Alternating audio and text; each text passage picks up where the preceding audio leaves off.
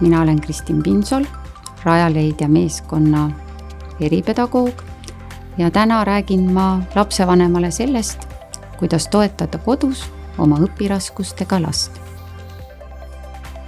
Selleks, et oma last aidata ja toetada, on vaja mõista, mida see õpiraskus tähendab. Õpiraskus tegelikult tähendab seda, et lapsel on raske õppida ning sellest tulenevalt on tal madalam saavutustase ja ka õppeedukus võrrelduna eakaaslastega. Raskused õppimisel, see tähendab ka uue info talletamisel ja ka edasiandmisel võivad tegelikkuses ilmneda juba eelkoolieas. Siis, kui lasteaias algab lugemine, kirjutamine ja matemaatika.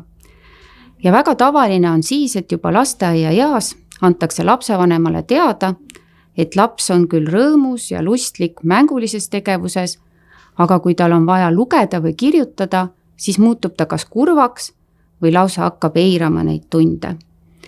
Sagedamini pöördutakse tegelikult nii kooli poolt kui ka lapsevanem ise on mures siis, kui laps läheb kooli. Kui hakkavad suurenema sotsiaalsed nõudmised ja see tähendab seda, et laps hakkab kogema püsivaid raskusi. Tal on raske lugeda, raske kirjutada, raske arvutada või ka mõni muu akadeemiline oskus ei pruugi siis sedasi omandatud saada, nagu tema ka teisedki eakaaslased. Õpiraskus kindlasti ei ole seotud konkreetse keele või kultuurikeskse mõistega. See tähendab seda, et seda esineb lastel sõltumata riigist või rahvusest. Väga tavaline on ka see, et lapsevanem küsib, et miks just minu laps. Et lapsevanemale võib näida, et tegemist on mingi haruldase haigusseisundiga ja et teistel lastel on kindlasti lihtsam ja kergem. Tegelikkuses on õpiraskust ligikaudu 15% kogu maailma lastel ja see esineb siis ka spetsiifilise õpiraskusena. See tähendab, et on konkreetselt kas siis düsleksia või düsgraafia või düskalkuulia ehk siis lugemine, kirjutamine või arvutamine on raske või siis ka üldise õpiraskusena. Küll aga tuleb rõhutada, et lapsel, kellel on primaarselt õpiraskus, siis kulub tal tegelikkuses ka rohkem aega näiteks uue keele omandamisele ning sellest tulenevalt on ka tal mitmete emakeeles õppimisega raske. See tähendab ka seda, et lapsed, kes on kas siis uussisserändajad või peavad mitte emakeeles õppima, siis tahes tahtmata raskem see on ja ka vanema tugi ning ka kodune motivatsioon on siin väga suure ja olulise rõhuga. Kui nüüd küsida, et kas õpiraskust on vaja märgata või kas see läheb kuidagi iseenesest üle, siis eripedagoogina olen seisukohal, et õpiraskuse varajane märkamine on väga oluline, sest mida varem ja süsteemsemalt saab laps igapäevaselt toetatud, seda paremad on ka tulemused hilisemal eluteel. Seega lapsevanema roll oma õpiraskusega lapse toetamisel on tegelikult märkimisväärne. Nii nagu igal teiselgi tervisehäirel on ka õpiraskusel oma liigid. Ja õpiraskus jaguneb siis 2. On siis spetsiifiline õpiraskus, see tähendab siis olukorda, mis on seotud mõne konkreetse oskuse omandamisega. Näiteks lugemine tähendab siis düsleksiat ehk lugemisraskus, kirjutamisraskus ehk düsgraafia või siis matemaatikaalaste teadmiste mitte nii hea omandamine on siis düskalkuulia. Ja teiseks on siis üldine õpiraskus, mis tegelikult on siis laiem mõiste ja sageli seotud siis kognitiivsete või ka sotsiaalemotsionaalsete teguritega, mis siis mõjutavad kogu õppimisvõimet. Väga tavaline on see, et lapsevanem küsib, et aga miks minu lapsel on õpiraskus? Mis on seda põhjustanud, kas mina olen süüdi, kas mina olen valesti õpetanud, kas mina olen liiga hilja märganud? Siis tegelikkuses on õpiraskusel väga erinevaid põhjuseid. Üheks suureks põhjuste rühmaks loetakse ikkagi geneetilist eelsoodumust. See tähendab seda, et ka lapsevanemal endal on olnud näiteks raske õppida. Lapsevanem võib seda mäletada, aga ei pruugi.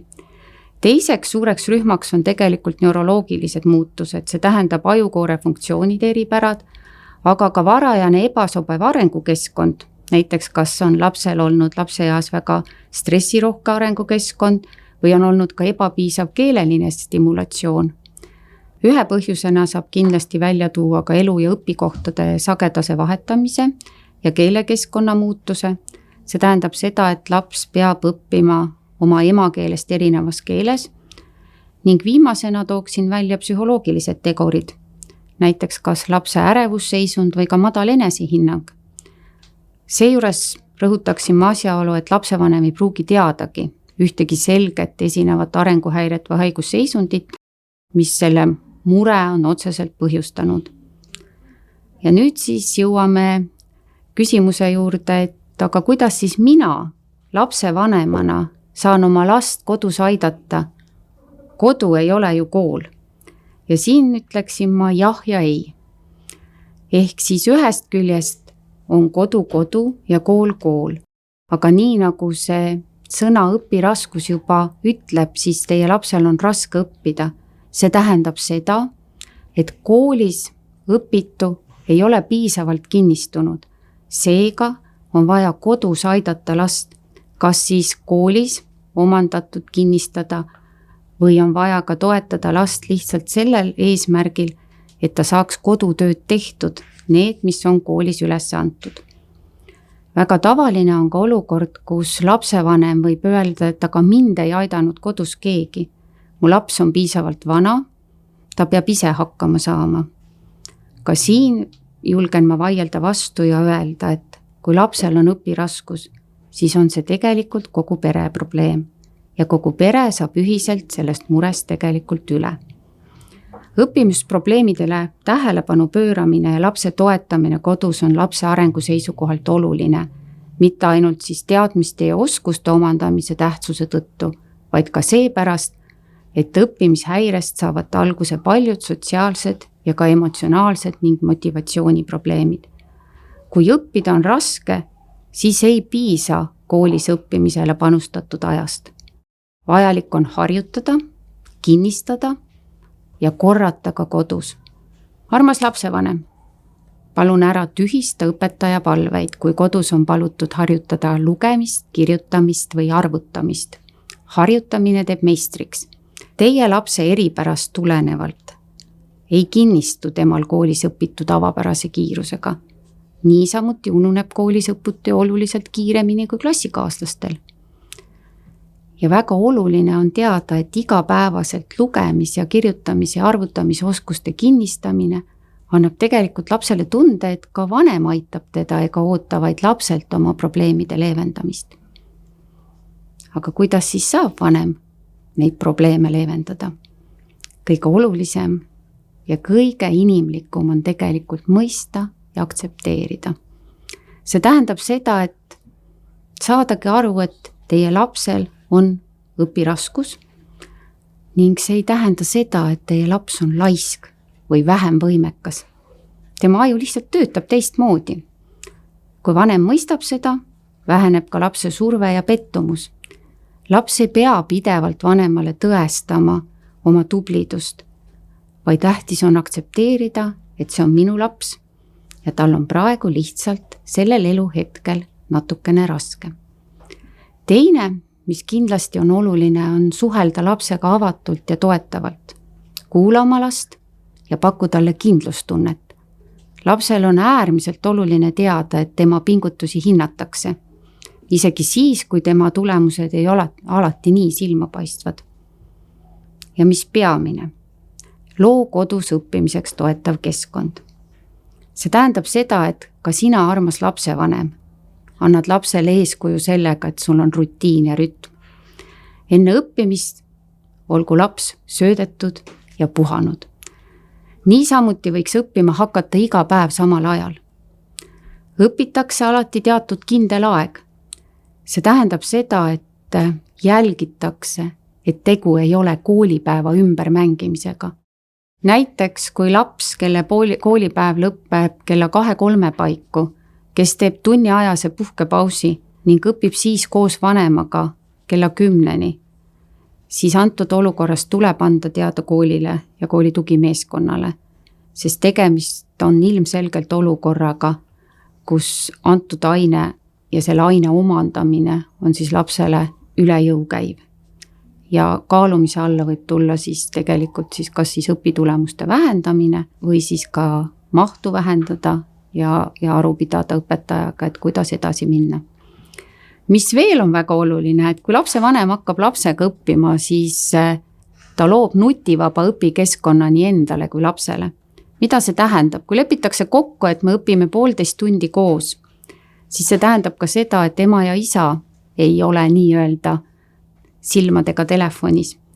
Niisamuti tähendab see seda, et õpilase tuba ja ka õppimiseks mõeldud laud on korras. Et laua peale ei ole sadu asju, telefone, läppareid, kõike muid nutivahendeid, mida laps saab siis pidevalt liigutada, katsuda, näppida. Töölaud on korrastatud ja õppevahendid olemas. Väga tavaline on see, et õpiraskusega laps hakkab endale otsima alternatiive. Näiteks vaatama pidevalt sellest, kas e-koolis on veel midagi õppida antud, hakkab teritama pliiatseid, hakkab otsima endale lisapaberit, et üles kirjutada. Kõik need asjad peavad olema valmis. Teine teema, mis on äärmiselt oluline, on see, et jaotatakse õpikoormus väiksemateks osadeks. See tähendab seda, et kui on selline üldine õpiraskus, siis väga tavaline on see, et lapsevanemal on mulje, et nii palju on õppida, kaasa arvatud ka lapsel on see mulje, ja seetõttu tehakse õppimisest, kodusest õppimisest kui sündmus. Tegelikkuses tuleb lihtsalt alustada ainest, mis on lapsele nii-öelda keskmise raskusega ja lepitakse kokku, mitu minutit sellele kulub. Seejärel tehakse ära kõige keerulisem aine ning lõpuks tehakse kõige lihtsam aine, nii-öelda rõõm ja lõbu. Väga oluline on see, et lapsevanemal on alati võimalus oma enda loovust kasutades kasutada visuaalseid abivahendeid, skeeme ja jooniseid ning niisamuti, mis on väga oluline, on see, et tehakse pause, tõustakse püsti, vaadatakse välja, arutatakse mõnda muud teemat korraks ja julgustatakse ka liikuma. Tähtis on kasutada ka lapse tugevusi. Näiteks kui lapsel on hea kuulamismälu, siis las ta õpib kuulamise kaudu. Siinkohal on üks väike nõks 2.–3. kooliastme lastele, kellel on düsleksia ehk siis lugemisraskus ja väga tavaline on see, et ahastatakse päevade kaupa, kui antakse kodus lugeda näiteks mõni kirjandusteos. Ja kui see selline tore käsk kooli poolt tuleb, siis ütlen mina nii, et juhul kui on vaja kevade raamat läbi lugeda ja mõista kevade raamatu sisu ja tegelaste eripärasi, siis miks mitte laenutada audioraamat või lugeda lapsele ette selle asemel, et treenida lugemistehnikat, mis võtab kohutavalt kaua aega ja mis tekitab lapsele lihtsalt viha ja kurbustunnet ühtaegu. Väga oluline on ka tugevdada lapse eneseusku. Laps kogeb pidevalt ebaõnnestumisi ning võib seeläbi kaotada ka usu endasse. Väga oluline on, et lapsevanem tunnustab pingutusi, mitte ainult tulemusi. Aita lapsel näha edusamme ja tuleta meelde, et igaüks õpib omas rütmis. Ja pole midagi teha. Väga tihti ütlevad lapsevanemad, et ma ei taha olla õpetaja, ma tahan olla ema. Ja siin ei ole häbiasi kasutada ka lisaressursse. Ehk siis, kui sul on võimalus võtta lapsele abiõpetaja koju, pöördu tugispetsialistide poole ja ka kasuta kindlasti lisavahendeid ja tuge, näiteks erinevaid rakendusi ja mänge, mis toetavad lugemise, kirjutamise ja arvutamisoskuse arendamist. Ja väga oluline on ka meeles pidada seda, et mida vanemasse kooliastmesse laps jõuab, seda rohkem ja kaalukamaks saab ka tema enda sõna. Ehk mis on temale sobiv, kuidas tema tahab õppida. Väga tavaline on see, et laps võib keelduda vanema abist ja samal ajal olla hädas. Et siin on vaja rõhutada, et on väga normaalne, kui ma olen su kõrval emana või isana. Ja on väga normaalne ka see, et ma annan sulle ka nõu ja abi siis, kui sa oled kas 8. või 9. klassis. Ei ole vaja häbeneda ka lapsevanemal, kui ta ise ei oska enam põhikooli lõpuülesandeid keemias, füüsikas või matemaatikas. Pea nõu klassijuhataja või aineõpetajaga, kuidas parimal võimalikul viisil seda last toetada. Ja väga oluline on ka hoolitseda lapse vaimse heaolu eest. on tõsiasi, et õpiraskus põhjustab stressi, ärevust ja ka madalat enesehinnangut. Ole hea ja jälgi oma lapse meeleolu ning vajadusel küsi nõu psühholoogilt. Terve vaimne seisund on eelduseks igasugusele õppimisele. Tee koostööd õpetajate ja tugispetsialistidega. Vanema rolliks on olla aktiivne partner kooliga suhtlemisel. Ja juhul, kui hoolimata jõupingutustest ei saavutata eeldatavaid õpitulemusi ning lapse enesehinnang järjest halveneb, siis on vaja pöörduda kas kooli tugimeeskonna poole, kes annab edasised soovitused, pöörduda rajaleidjasse, perearsti vastuvõtule. Oluline on leida parim võimalik lahendus nii õppekava kui ka õppemeetodite näol. Ja mis kõige tähtsam, armas lapsevanem, sinu toetus on õpiraskusega lapsele hindamatu väärtusega. Armastus, mõistmine, järjekindlus ja koostöö loovad keskkonna, kus laps saab oma potentsiaali realiseerida. Iga samm, mis toetab lapse arengut, on oluline. Ka väikestest edusammudest saavad alguse suured muutused.